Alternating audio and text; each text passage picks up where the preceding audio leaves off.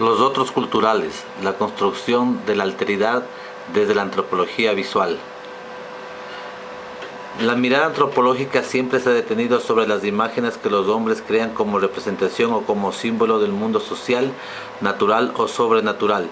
La imagen es, pues, un objeto de estudio en antropología, aunque generalmente enmarcada dentro de un contexto más amplio. La mirada antropológica se construye a partir de métodos de observación, descripción y análisis. Utiliza instrumentos técnicos y conceptuales que configuran y reconfiguran una forma de ver el mundo.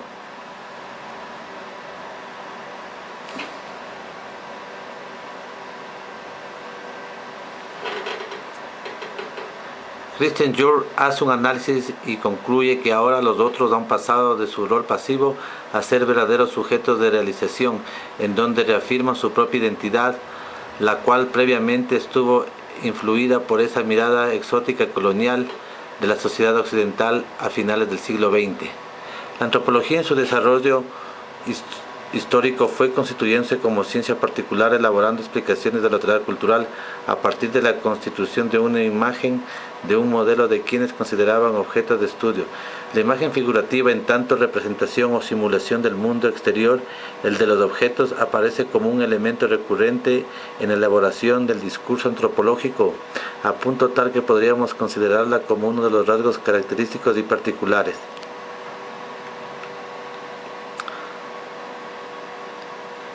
La antropología en su desarrollo histórico fue constituyéndose como ciencia particular, elaborando explicaciones de la realidad cultural a partir de la constitución de una imagen, de un modelo de quienes consideraba objetos de su estudio.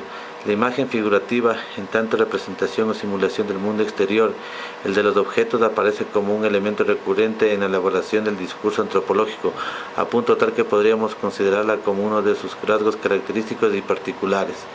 El cine ha ejercido por sobre todo un liderazgo que obliga necesariamente a vertebrar nuestros análisis en torno a las innovaciones teóricas metodológicas producidas a lo largo de su evolución, puntualizando aquellos aportes que influenciaron de manera sustancial la relación de los otros con la imagen.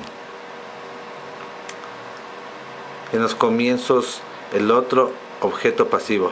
La bibliografía sobre el origen del cine y su utilización en antropología presenta, según los autores, diferentes nombres que designan primeros registros de movimientos consagrados a los otros culturales. Así, para Emily Debreak, el primero en hacer cine etnográfico fue Felius Rognall. Con la ayuda de un asociado de Mary Charles Compton, filmó a una mujer Wolof haciendo cerámica en exposición etnográfica del África Occidental.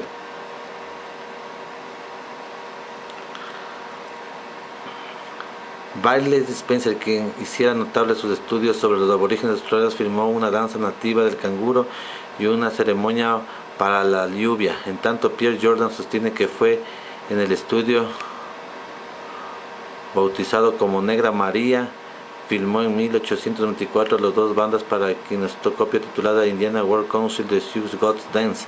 Estos dos documentos constituyen aparentemente las primeras imágenes de movimiento consagradas al otro. Estos registros se realizaron dentro de un marco caracterizado por la situación colonial, donde los principales precursores de películas pertenecían lógicamente a las naciones colonizadoras. De este modo, las imágenes de aquellos contactos estuvieron influenciadas por la mirada exótica colonial, legitimada en los postulados evolucionistas de las sociedades occidentales de los siglos XIX.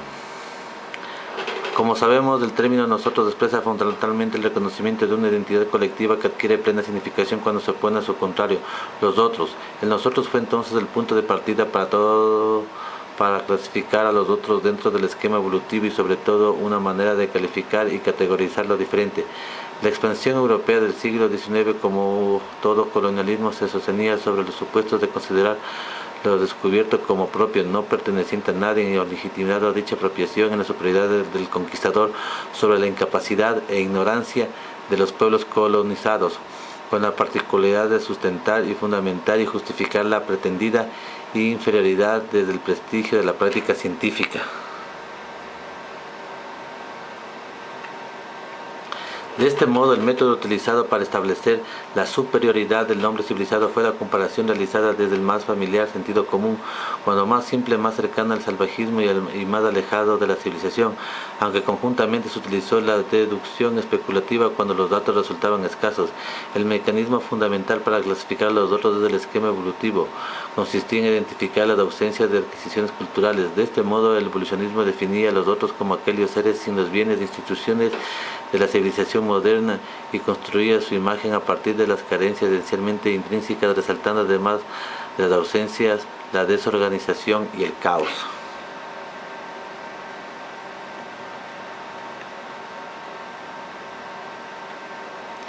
Los registros fílmicos y textos de la etapa evolucionista apoyaron el proceso colonialista, construyendo a los otros como seres diferentes, creando una imagen donde aparecía como individuos improductivos, vagos, ignorantes, resaltando por sobre todo los aspectos del exotismo. Y esto se debe básicamente a que para el colonialismo de 1900 las otras visiones del mundo resultaban altamente significativas para construir su propia imagen. En la comparación, a partir de observar las creencias y supersticiones de los otros, veían la grandeza de su propia religión. Lo mismo hacían las costumbres con relación al derecho, las danzas, los bailes folclóricos y las bellas artes.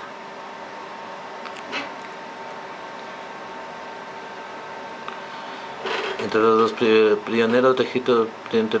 primeros registros fílmicos pensamos como documentos visuales para la investigación, destaca sobre todo los realizados por Alfred Cohn Haddon en el año de 1898 durante una expedición al estrecho de Torres, organizada por la Universidad de Cambridge.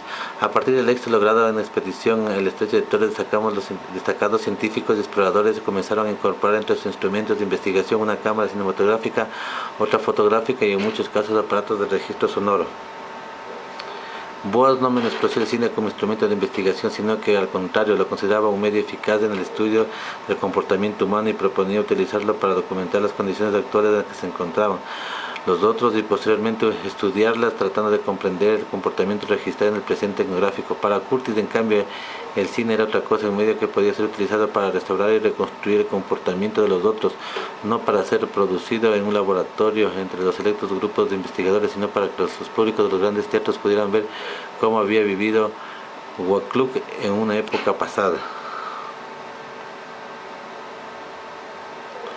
Observación, otros y cámaras. Durante los comienzos de la segunda década del siglo XX, a consecuencia de la reestructuración estratégica del escenario colonial, se produce cambios significativos en el campo cinematográfico y en la naciente ciencia antropológica que permitieron construir la imagen del otro cultural a través de una estrategia distinta a la propuesta por la teoría evolucionista. El funcionalismo británico de Franz Boas, el funcionalismo británico de Malinowski, el particularismo histórico de Franz Boas en Norteamérica, junto a la escuela histórica cultural alemana y a la socióloga francesa, surgieron en oposición a la escuela diacrónica evolucionista, criticando fundamentalmente su raíz etnocentrista.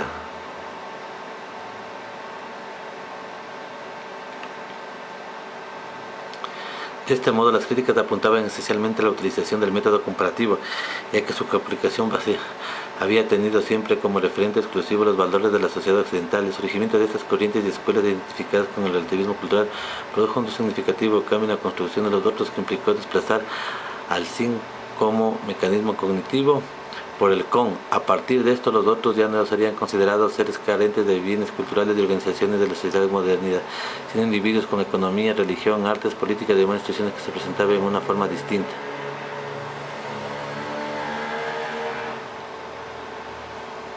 En 1922, luego de convivir durante largos periodos entre los nativos de la isla de Trovián, Malinowski publica una obra capital para las ciencias sociales, Los Argonautas del Pacífico Occidental. Allí expone los lineamientos generales de lo que posteriormente constituiría uno de los rasgos particulares de la ciencia antropológica, la metodología de la observación participante. Ese mismo año, Robert Flinders logra estrenar en la sala de capital de Nueva York su ópera prima Nanook el Esquimal.